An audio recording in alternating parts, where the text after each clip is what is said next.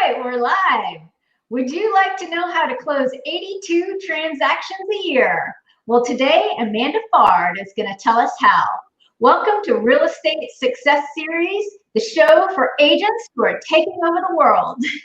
Amanda sold 82 units in 2019, and she was also number 2 in units sold in the Atlanta Board of Realtors, which is super impressive. Amanda, tell us what you're on pace for this year. Well, hi, Kim. Thanks for having me. It's always a pleasure to see your beautiful face. So far this year, we're at 68 transactions, and the goal at this point is to close out right between 75 and 78. Nice. Really impressive, especially for the interesting year that we've had so far. It's been interesting. So going back to the beginning, I know that folks would be interested to know, what's the first thing you did that really had an impact on your business? For my business personally, really the number one thing that had the most impact was constant lead generation. I know everybody says that, and it's the boring thing that you hear over and over again, but it's the truth. So constant lead generation, and then learning fairly early on about leverage and how that plays into helping with closing more deals. So tell me, when you say constant lead generation, what were you doing to generate the leads?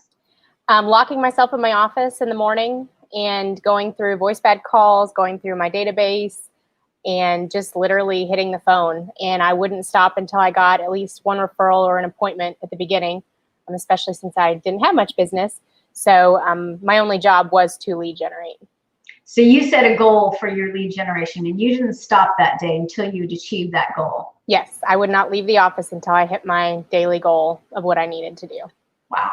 Okay. So who or what has helped you grow the most? There's been so many people. I've been in MAPS coaching, for about 10 years now. And tell them what that is. MAPS coaching is a coaching program that's offered through Keller Williams. I believe that everyone should have a coach. So whether you're at Keller or not, I think that having a coach is imperative, just to have somebody looking over you at your business and kind of help you get out of your own way. So definitely with coaching. I've had accountability groups over the years, and just really for me, getting myself in positions where I have people to hold me accountable has been a lot of help. Awesome. So what have you tried that didn't work? Oh gosh, a lot. The good thing is, though, every time you try and you fail, you learn and you grow. So, oh man, this one's going to stick me. I think, to me, getting overwhelmed with all the different things that you can do and losing sight of what your job is as a real estate agent.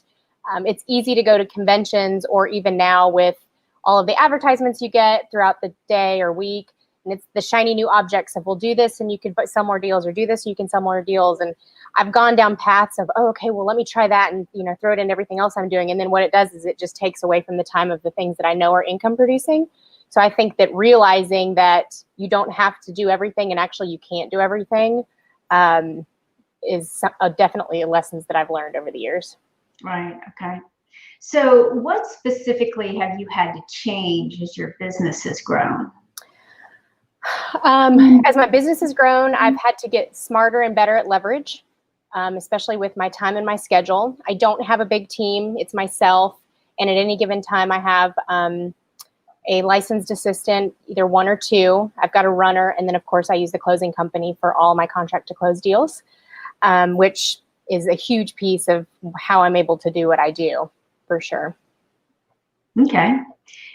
So, I've noticed, and you may have noticed too, there seems to be sort of a 24 transaction a year ceiling that a lot of agents, they don't ever get past that.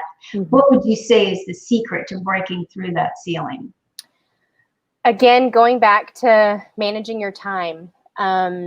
It's very easy when you start to get to that 2 deal a month closing, or, cresting on that 3 deal a month closing, that you're doing so many actions that are trying to get that deal to the closing table, and you forget to stop and lead generate or do what you have to do.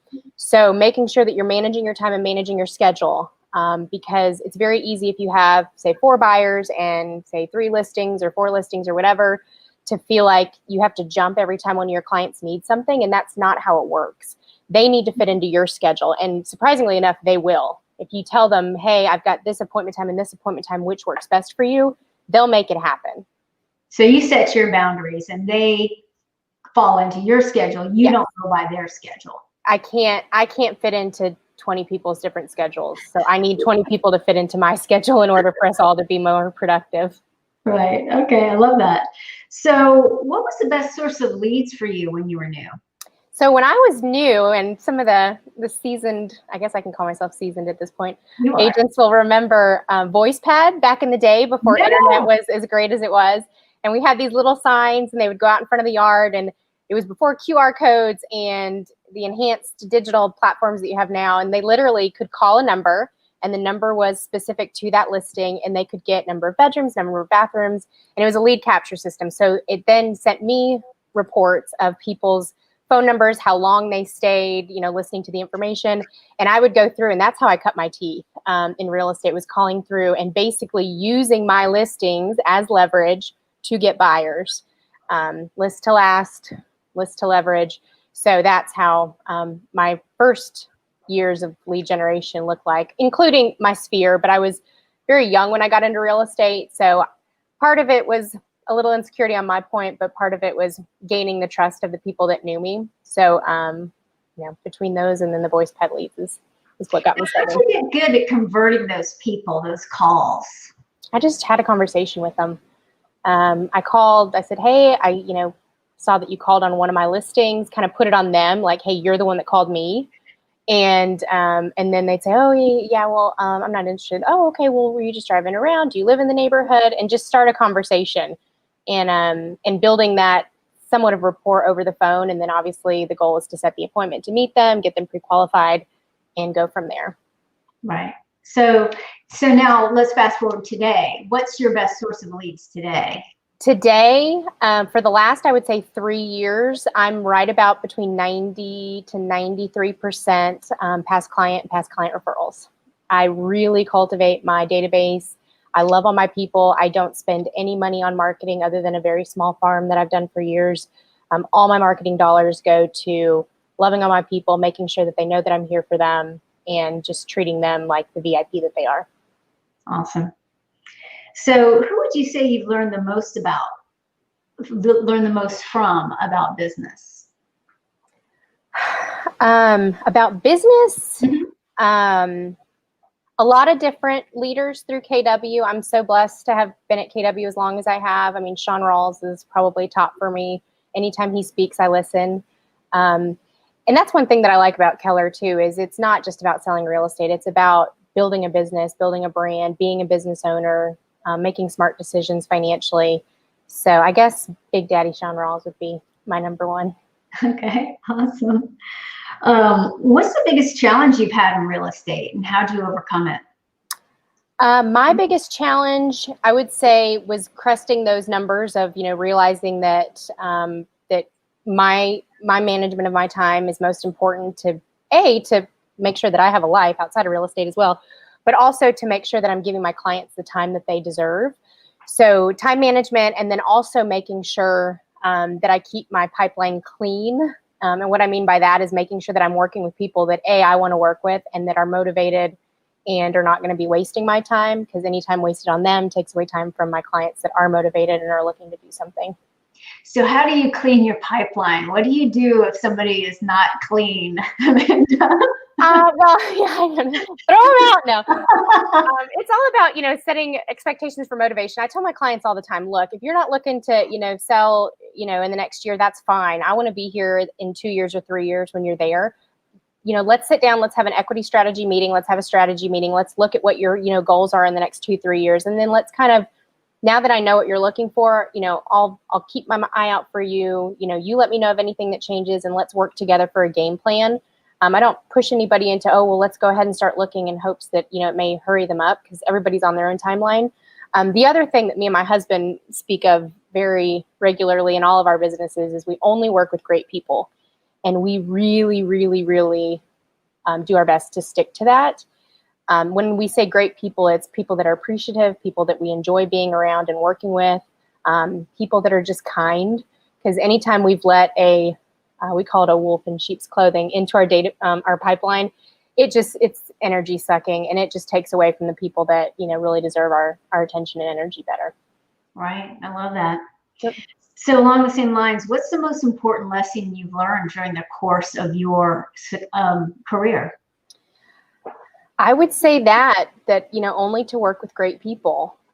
It's a game changer. I mean, we've all been there, that we've taken on that client that we just felt the red flags, but we were either desperate for the commission or desperate for the deal or just desperate to have something to do and feel like we were busy, and you never make them happy. And it's just, it's just an energy, suck. So that, I think, would be my number one. All right, Amanda, I want to know what you say to fire these people. Well, I never hire them in order to have to fire them. So. Oh, okay. Well, that's not true. That partway through that somebody's like, this isn't a good person. I thought they were, and now I'm seeing the wolf that was in the sheep's clothing. So that's not true. We have fired people, and that has looked like, whether it's a listing and it's coming up, to be either renewed or we just need to, cancel it quickly. It's, what, I feel like, I'm not meeting your expectations, and that's the last thing I want to do. I'd really rather, you have somebody that you feel more comfortable with, or that can get you to the goals that you have. I'd love to refer you to another agent, unless you've got somebody in mind, because honestly, at that point, I don't know if I want to pass them on to any of my friends anyway. I was about to say, these people do. Yeah. So everybody knows another agent, right? Luckily, I haven't had to get to that point very often. Usually, we just never hire them in the first place. That's why I am so focused and make sure that we do not only obviously listing presentations, but buyer consultations. We're checking motivation of clients on the phone before we even meet with them, feeling them out, getting the vibe. And I even tell them, I said, look, let's sit down and meet for buyer's consultation, find out what your needs are, and then we can decide if you would like to work with me, and if you're a client that I'd be willing to take on, and just kind of put it's a two-way street. I mean, you don't have to take business. You don't have to take all the business that comes to you. It's the ones that you want. Right. Now, Amanda, I've heard that you spend every Friday through Sunday in the mountains, and I'm wondering if that's true, and if so, how are you selling 82 transactions, 82 deals? How are you doing that and going to the mountains? Yes, so the rumors are true. I am part-time in Atlanta and part-time an hour and a half in North Georgia every week. And during the pandemic, we've actually been up here more. I'm actually up here today. It's an office day, so I'm working from here. It does look the mountainy in the background. Yes, yeah. Mountain cabin. So I don't have children, and I always tell people, I'm like, I kind of equate it to like your kids' soccer games. Like, what is your non-negotiable, whether it's family dinner time or a soccer game, or your kids' plays, or time with your spouse, or your exercise, your running time, or whatever that is that's your non-negotiable, stick to that. And for me, when my husband and I bought our place up in North Georgia, our non-negotiable is we wanted to be up there as much as we could. So we set our calendars and our schedules to where we would go up Thursday afternoon and actually come down early Monday morning. So we'd even stay Sunday nights toward the end. And what that did was that made me have my appointment days were Monday afternoon, Tuesday, and Wednesday. And that's when I fit my clients to. So again, it's all going back to figure out what your perfect schedule is and fit your clients into that. Now, that's not to say on the weekends that I haven't driven down to meet clients, or, obviously been in Atlanta a lot on the weekends as well. It's an easy enough drive for that. However, the weekday piece of it really made me get super, super strict on when I was meeting with clients, who I was meeting with.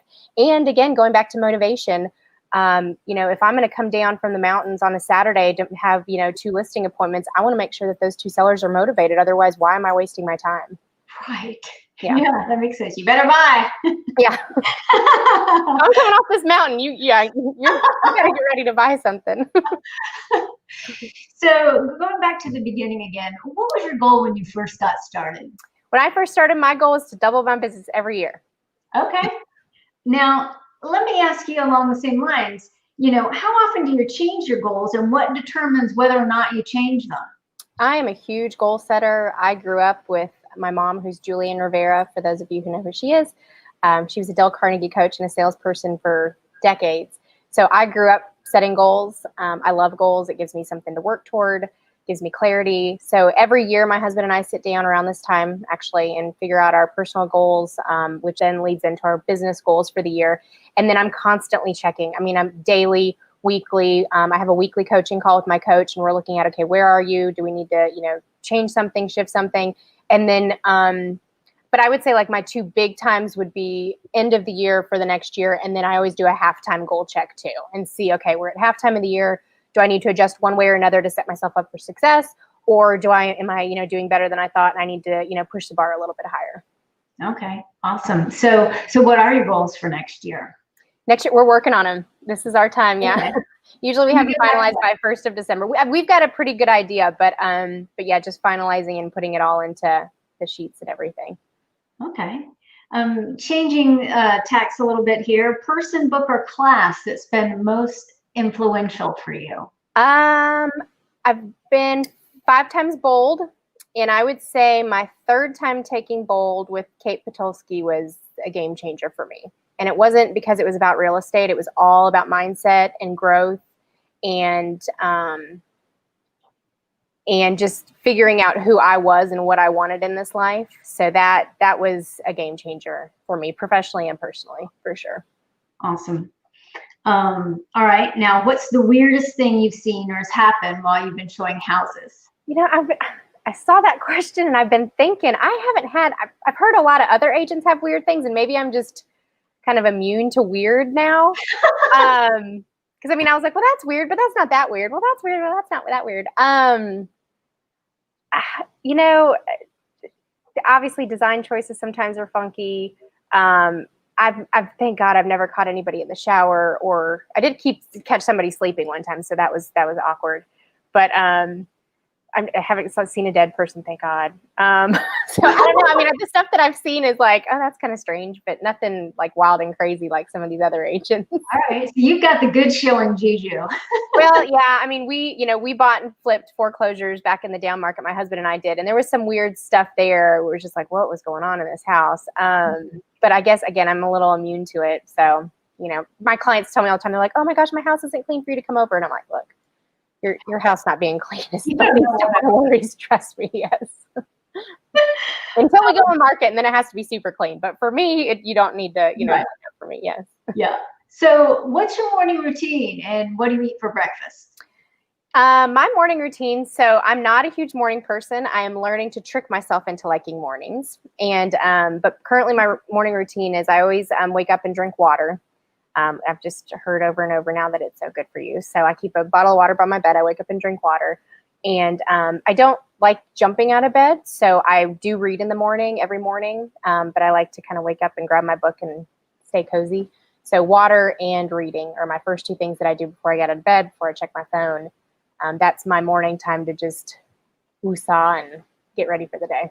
Now, you've heard of coffee, right? That's usually is for non-morning people. Yeah, I'm not a big coffee drinker. I don't like the feeling of being jittery. And yeah, it's funny because most people, the older they get, like the more they want to drink coffee. And I drank it in college. And then when I hit 30, it just, I don't know. So not a coffee person. But for my breakfast, we usually do sauteed spinach and eggs. I love spinach and eggs in the morning, so I'll do either a poached egg or we'll do scrambled eggs. And if I'm working out first thing, I'll do just a protein shake. But yeah. Now, is Shahab cooking or are you cooking? Who's cooking? I cook. Yeah, okay. I'm the breakfast person. All right. All right. And do y'all work out together or just by yourself? Or it depends. He loves working out really early in the morning. And again, going back to me not being a super early morning person. So we will sometimes, but then sometimes I'll wait until I get home from work and just kind of take out my, stress of the day or whatever and get it over with then. Okay. Now, really important question. Favorite nail polish color? So this has been my quarantine color. I'm like backwards here. It's kind of like a strawberry. I think it's called koala berry, but this is my at-home pandemic nail polish color. Have you been wearing that ever since March, or this has just been your favorite overall? I've had a couple different ones since March, but this has kind of been my go-to. It makes me happy. It's pretty, so. Okay, awesome. Now, if you could give one piece of advice to a new agent, what would that be? My two pieces of advice that I do give to every new agent that I actually met with another one last night, and I told her the same thing I tell everybody else.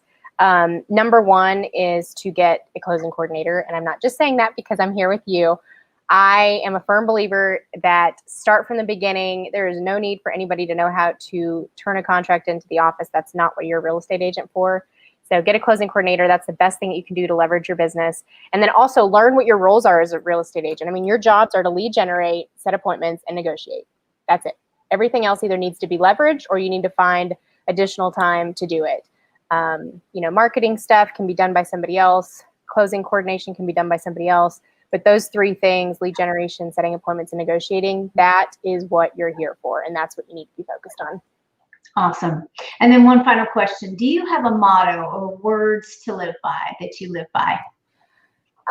So at the signature of my email is a quote that says, "The opposite of courage is not cowardice, it is conformity." And I love that quote. And I live a life that's not conformity. I don't, haven't gone on that main path that a lot of people have. And I think as most real estate agents, that's why we got into this, right? So that we can create a life by design. So that's a quote that over the years, and I've gone to change it a few times, and I'm like, I just like it too much. I can't. I love it. Yeah. Awesome. And you don't even drink coffee. What more bigger nonconformist thing did you do? I know. I'm such a rebel.